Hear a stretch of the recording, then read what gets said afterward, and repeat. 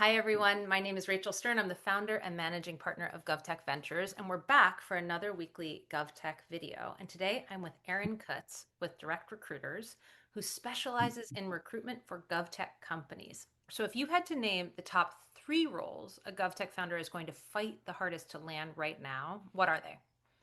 Sure. So the big one, and everyone's talking AI, is like anyone who can genuinely build AI and has that strong experience, because you're not really just competing with other GovTech startups for them. You're competing with every company out there. That's all we hear all day, every day. So you have to pay them a lot and you're competing with everybody.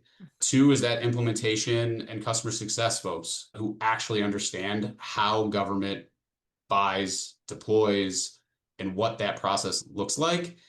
People coming from outside, it's a tougher path to learn that. So the experience is rare. It's not something you can train fast. So the Yeah. people who know it are worth it. So where is there slack in the market?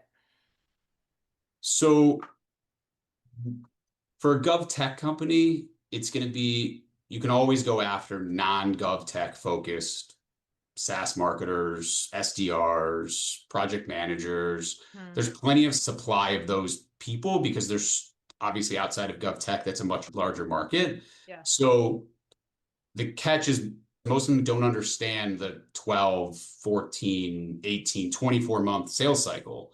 So while they're available, it is a much heavier lift to get them up to speed and understand the process that's there. So I get a question a lot from GovTech founders about whether in their initial hiring they should hire someone senior to build out a team or junior to sort of seed a team and then come in with, see more senior people later. Where do you land on that?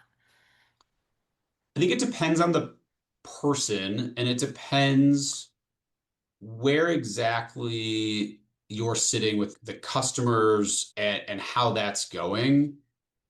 The right senior person who sees your vision and shares your vision, if you can land that person, that's incredible, right? Someone who's willing to kind of take a step back, role wise, be the individual contributor and help you go 0 to 1.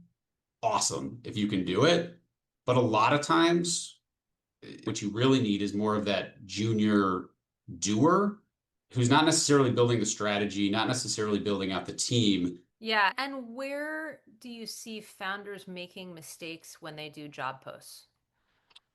I think it's a couple things. It's either being too broad or too laser focused. Early stage company, everyone's living in the gray, everyone's doing a lot of different things.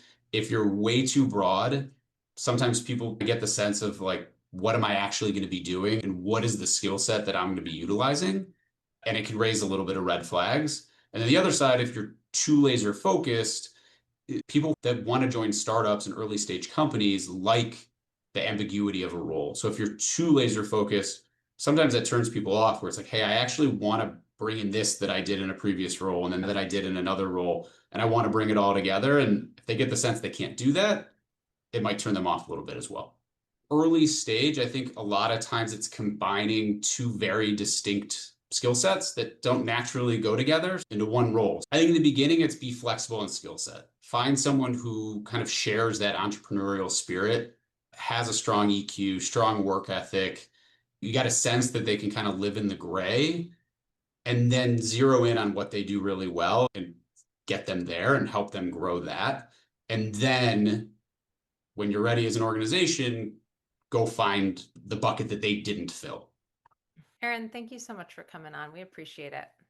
Absolutely. Anytime.